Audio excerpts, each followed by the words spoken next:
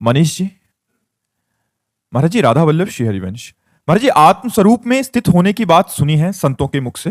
महाराज जी, कृपया हमें समझाएं कि आत्म स्वरूप में जीना वास्तव में है क्या, इसकी पहचान हमें अपने भीतर कैसे हो सकती है। जब तक पंचभूतों द्वारा रचित इस देह में आसक्ति रहती है तब तक आत्मस्वरूप का परिचय प्राप्त नहीं हो सकता। जब तक शब्द, स्पर्श, रूप, रस, गंध इसको भोगने की इच्छा होती है तब तक आत्मस्वरूप का परिचय प्राप्त नहीं हो सकता। जब तक मान, अपमान, सुख, दुख, लाभ, हानि, स्तुति, निंदा, जय, पराजय, इन द्वंद्वों का प्रभाव हमें प्रभावित कर लेता है तब तक आत्मस्वरूप का परिचय प्राप्त नहीं होता। आत्मस्वरूप का परिचय सदगुरु की शरण में होकर उनके द्वारा बताई हुई साधना से जब हमें संपूर्ण लोकों से वैराग्य हो जाता है तब आत्मस्वरूप हमारा स्वरूप है, किसी और का स्वरूप नहीं है। ये शरीर हमारा स्वरूप नहीं है, ये मरण धर्मा है, हम अविनाशी हैं। ये जड़ है, हम चैतन्य हैं। ये आदि अंत वाला है, हम अनंत है। ये दुख ही दुख देता है, हम सुख राशि हैं। ये विकारी है, हम निर्विकार हैं। जो स्वरूप है वो महा आनंदमय है। हुआ क्या, भूमि परत भा ढाबर पानी, तिम जीव ही माया लपटानी। जहां मां के गर्भ से जन्म हुआ तब से लेकर के अब तक हमें ये चेत ही नहीं, हमें होश ही नहीं कि मैं किस लिए आया हूं। बस जो हमें सिखाया गया, पढ़ो लिखो, रुपया कमाओ, पद प्रतिष्ठा, मान, भोग भोगो, यही जीवन है, यही जीवन है। मर गए, फिर जन्मे, फिर वही क्रिया। तो आत्मस्वरूप का परिचय कैसे प्राप्त हो? क्योंकि आत्मस्वरूप का परिचय प्राप्त करने के लिए आपने क्या किया? कुछ नहीं। आपने किया धन प्राप्ति के लिए, भोगों को भोगने के लिए, शरीर की वासनाओं की पूर्ति के लिए, तो वही हो रहा है। आत्मस्वरूप का परिचय कहाँ प्राप्त हुआ? और जिन्होंने प्राप्त करने की चेष्टा की, जिज्ञासा की, गुरुजनों की शरण ली, उन्हें बोध हो जाता है, आत्मबोध हो जाता है। ब्रह्मभूता प्रसन्नात्मा न शोचति न कांक्षति समा सर्वेषु भूतेषु मद भक्तिम लभते पराम। पराभक्ति का परम लाभ ब्रह्मभूत हो गया, आत्मस्वरूप में स्थित हो गया। प्रसन्न आत्मा, अखंड सुख, जहां दुख का लेश भी नहीं है, वो स्वरूप हमारा है। अपने स्वरूप को प्राप्त होते ही मोक्ष को प्राप्त हो जाता है, वो मुक्त महापुरुष हो जाता है। वो अवधूत जीवन मुक्त महापुरुष लोक के लोक को तार सकता है, इतनी सामर्थ्य उसमें आ जाती है। अब हम लोग अभी देहधारी, देहाभिमानी जीव कहलाकर और भोगों में मस्त है, तो कैसे आत्मा को जाना जा सकता है? कैसे आत्मानंद को जाना जा सकता है? जैसे स्वप्न में सोया हुआ पुरुष बिल्कुल ही नहीं जानता कि हमारी देह सैया में एक और पड़ी है। स्वप्न में जो सोया हुआ पुरुष स्वप्न देख रहा है, उसको बिल्कुल स्वप्न के समय यह प्रतीत नहीं है कि मेरा एक स्थूल देह सैया पे सोया हुआ है, ये मैं स्वप्न देख रहा हूं। उसे स्वप्न सत्य लगता है। जब जगता है, तब जब स्थूल शरीर का भान होता है, तब उसे लगता है अरे ये तो स्वप्न था। ऐसे ही स्थूल देह में आसक्ति होने के कारण आत्मस्वरूप का उसे ज्ञान नहीं है। जब गुरु कृपा से अज्ञान का नाश होता है और ज्ञान का प्रकाश होता है, अज्ञान तिमिरांधस्य ज्ञानांजन शलाकया चक्षुरुनि मीलितमेन तस्मै श्री गुरुवे नमः। गुरु भगवान की कृपा से जब ज्ञान नेत्रों का प्रकाश होता है तो वो देख पाता है अरे मैं तो आत्मस्वरूप हूं।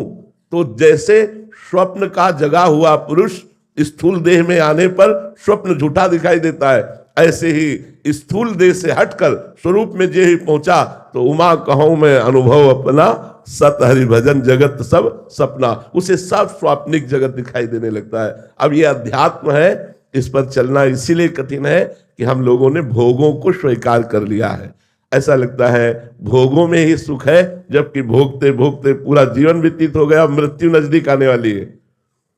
भोग यात्रा भी पूर्ण नहीं हुई, वही वासना, वही इच्छा, वही संकल्प विकल्प, वही धन की चाह, वही नाना प्रकार की मान प्रतिष्ठा की चाह, यही चाह लिए हुए पुनरपि जननम पुनरपि मरणम पुनरपि जननी जठरे शयनम, बार बार इसी चक्र में घूम रहा है। तो भाई कौन ऐसा जिज्ञासु है जो आत्मस्वरूप को जानना चाहता है? नहीं। अगर भगवत आराधना भी होती तो अपनी कामनाओं की पूर्ति के लिए होती है। मेरी ये इच्छा पूर्ण हो जाए, मुझे ये पद मिल जाए, मैं मुकदमा जीत जाऊं, मुझे ये लाभ मिले। आत्मस्वरूप का ज्ञान प्राप्त करना कौन चाहता है? और जो चाहते हैं भगवान उनको मार्ग दे देते हैं, वो गुरु कृपा से स्वरूप बोध को प्राप्त हो जाते हैं। पर स्वरूप बोध को प्राप्त होने के पहले परीक्षा होगी कि आप वास्तविक आत्मस्वरूप अपने स्वरूप को जानना चाहते हैं या नहीं। आपके सामने कंचन, कामिनी, कीर्ति, ये 3 परीक्षाएं विशेष रूप से आती है। सुंदर कामिनी भोगो, जितना चाहो उतना वैभव ले लो, विश्व की मान प्रतिष्ठा ले लो, पर आत्मस्वरूप का बोध नहीं। जब वो तीनों में ना कर दे और पास हो जाए, तब सदगुरु, जो सर्वत्र व्याप्त सदगुरु है, ये ग्रंथों के बाहरी ज्ञान से आत्मबोध नहीं होता। नायमात्मा प्रवचने न लभ्या न मेधया न बहुना श्रुतेन। ये आत्मबोध बहुत प्रवचन करने वाले को भी प्राप्त नहीं होता, बहुत सुनने वाले को भी प्राप्त नहीं होता, बहुत बुद्धिमान को भी प्राप्त नहीं होता। आत्मा जिसे वर्ण कर लेती है उसे। तो ये 3 खाइयां हैं, कंचन, कामिनी, कीर्ति। इन तीनों की परीक्षा में जो पास हो जाए सो आत्मस्वरूप का बोध प्राप्त कर सकता है। वस्तुतः कोई ऐसा बिरला ही होता है, नहीं तो 3 खाइयों में किसी एक न एक में तो गिर ही जाता है, वो गिर ही जाता है। इसलिए बड़ा दुर्लभ कहा गया है आत्मबोध होना। जिस समय नचिकेता जी, उपनिषद में एक प्रसंग आता है, भगवान यमराज के पास पहुंचे। बड़ा प्रसंग है लेकिन उसे सारांश में बता रहे। एक बार नचिकेता जी के यहाँ उत्सव कोई था, उसमें उनके पिता ब्रह्म ऋषियों को गौ दान कर रहे थे। तो अच्छी अच्छी गौएं रख ली थी और कम दूध वाली गौएं दान कर रहे थे। तो नचिकेता जी बालक थे, अच्छा नहीं लगा। उन्होंने कहा, पिताजी आपने भेद किया, आपको अच्छी अच्छी गौएं दान करनी चाहिए और इनको रख लेना चाहिए।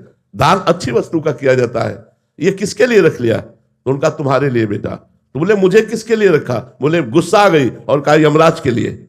अब वो सिद्ध पुरुष थे, जो कहा यमराज के लिए, तो यमपुरी की यात्रा। अब वो सदैव यमपुरी पहुंचे नचिकेता जी।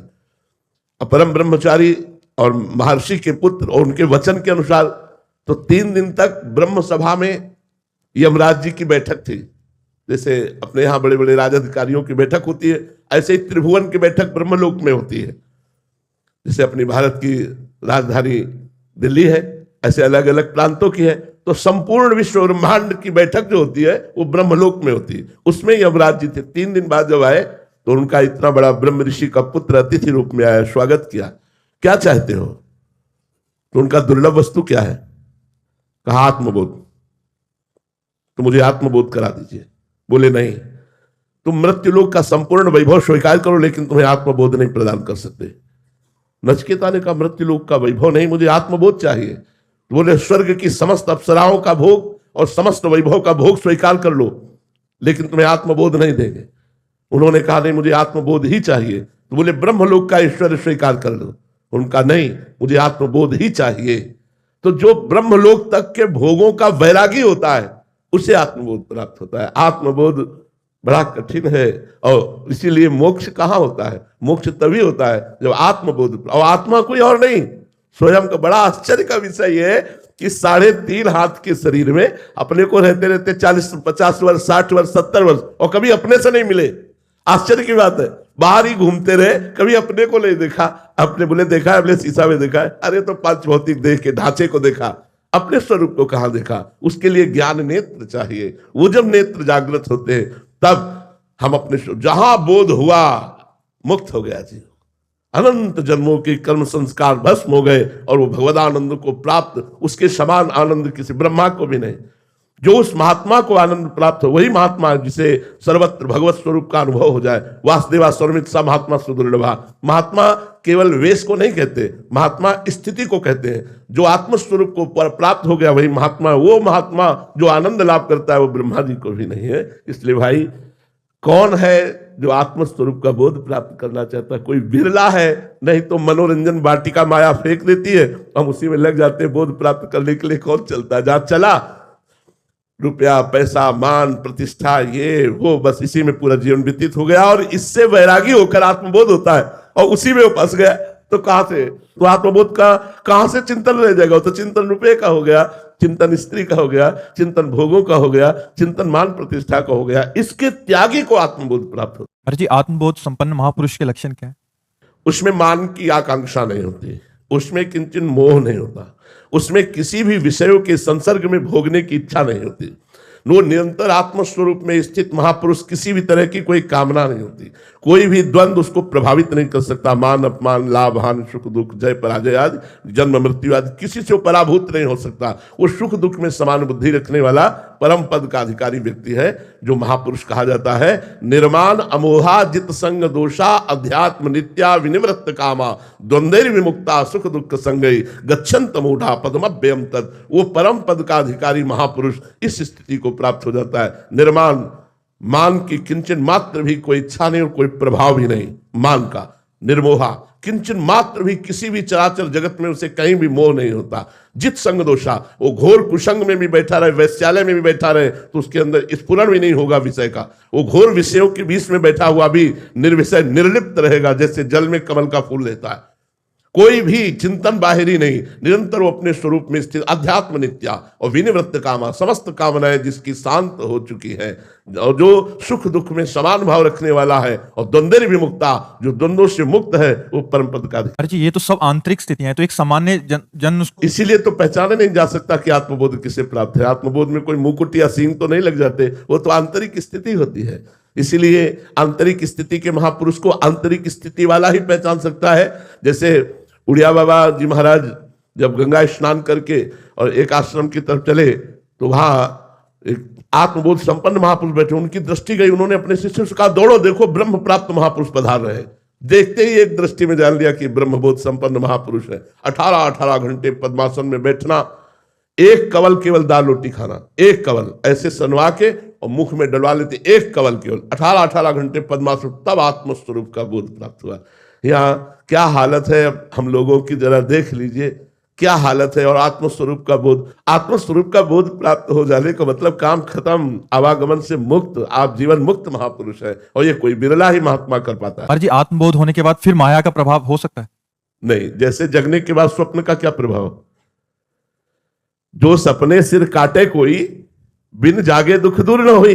लेकिन जब जगे तो ना अस्त्र था, ना कोई काटने वाला था, ना कोई कटने वाला था। तो ये तो माया स्वाप्निक है। मां माने नहीं या माने जो है नहीं पर भास रही है, उसी का नाम माया है। जो जगा हुआ पुरुष है, तो जैसे स्वप्न का कोई महत्व नहीं होता, ऐसे इसका कोई महत्व नहीं होता। माया का कोई महत्व उसके सामने नहीं। अरे जी, गुरुजनों के वचन से जैसे एक नींद टूटती है तो एक चेतना से आती है, तो फिर से सोच सकते हैं महाराज जी, इसमें भी ऐसा होता है कि पूर्ण जाग गया या उसके भी लेवल होते? ये जागने का जागा हुआ नहीं माना जाता। जागा हुआ जो माना जाता है जो कभी फिर सोए ना। जब जाग गया तब सोना क्या, जब समझ गया तो रोना क्या। जो जगा हुआ पुरुष है, मोह निद्रा एक बार भंग होती तो दोबारा मोह आक्रमण नहीं होता।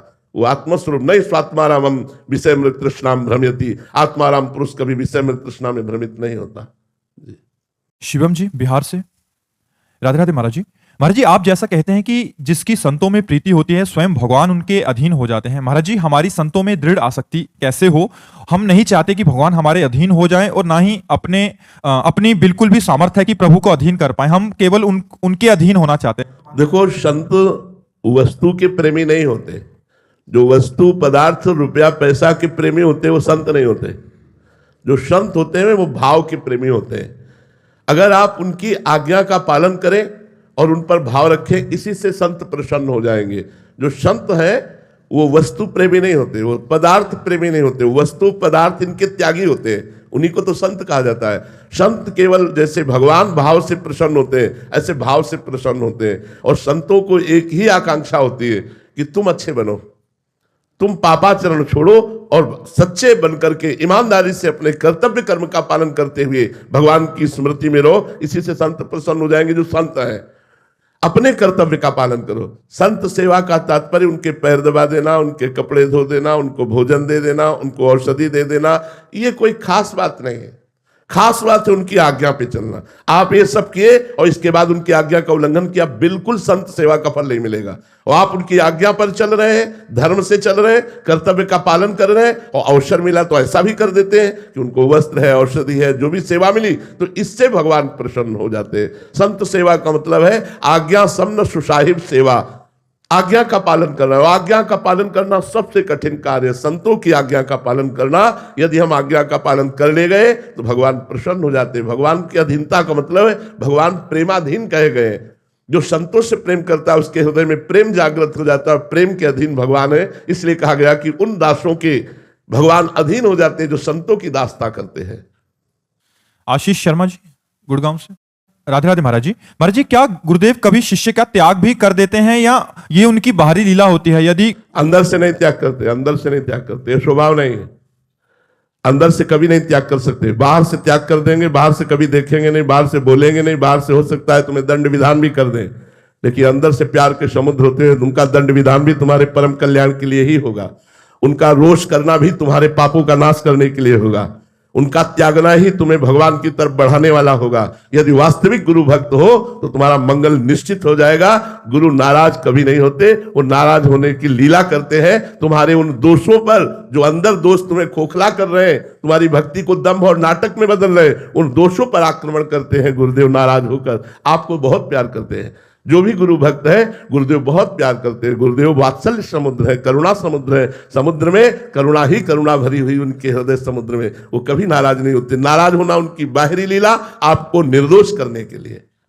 राधिका जी अयोध्या जी से। राधे राधे महाराज जी।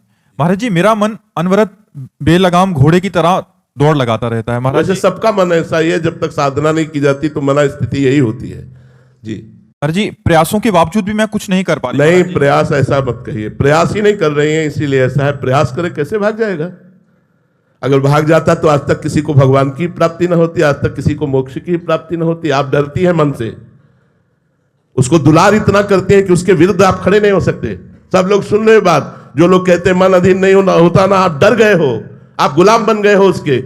एक बार हठी बनो और उससे कहो कि मैं गलत नहीं करूंगा, तू मुझे चाहे मार डाल, तो थोड़ा जलाएगा और फिर तुम्हारे अधीन हो जाएगा। लेकिन इतना मन को हम दुलार करते हैं कि उसके अधीन हो गए। वो जो कहता है वही हम करते हैं, क्योंकि ना करो तो जलाता है, तो लगता है जलन से बचने के लिए अच्छा है जो मन कहे वही को। अगर जलन सह गए, यम ही न व्यथ्यन्ते ते पुरुषम पुरुषर्षभ सम दुख सुखाधीरम स्वमृतत्वाय कल्पते। जो मन के द्वारा दी हुई जलन को सह जाता है और मन को अधीन कर लेता है, वो अमृत पद का अधिकारी होता है। इसे सहो, इसके खिलाफ खड़े हो, गलत मार्ग में जाने पर इसका साथ मत दो। अभी आप आनंदित हो जाओगे, मन तुम्हारे अधीन हो जाएगा। डॉक्टर प्रीतम सिंह जी करौली से। राधे राधे महाराज जी। महाराज जी, क्या पूर्व जन्म के कर्मों के आधार पर भगवत प्राप्ति होती है? नहीं नहीं नहीं, इसका कोई संबंध नहीं पूर्व जन्मों से। ये भगवान की कृपा से संबंध रखता है भगवत प्राप्ति का मार्ग। जब संतों का समागम होता है तब भगवत प्राप्ति का लक्ष्य बनता है। संतों का समागम भगवान की कृपा से होता है। अब मोहि भा भरोष हनुमंता, बिनु हरि कृपा मिले नहीं संता। जो प्रभु मोहि अनुग्रह कीन्हा, तो तुम आई दल सच दीन्हा। भगवान जब कृपा करते हैं तो संत समागम प्रदान करते हैं। ये पूर्व जन्म से संत समागम नहीं मिलता, ये पूर्व जन्म के कर्म से नहीं मिलता, ये भगवान की कृपा से मिलता है। जब द्रवहि दीन दयालु राघो, तो साधु संगति पाइए। जब ठाकुर जी प्रसन्न होते हैं तो संत समागम दे देते हैं। सुत दारा और लक्ष्मी पापियों के घर होए, संत समागम हरि कथा तुलसी दुर्लभ दोए। ये भगवान कृपा करके देते हैं, तब हमारा अध्यात्म मार्ग शुरू होता है। अध्यात्म मार्ग भगवान की कृपा से शुरू होता है। इसका पूर्व जन्म के पुण्य संस्कारों से कोई संबंध नहीं।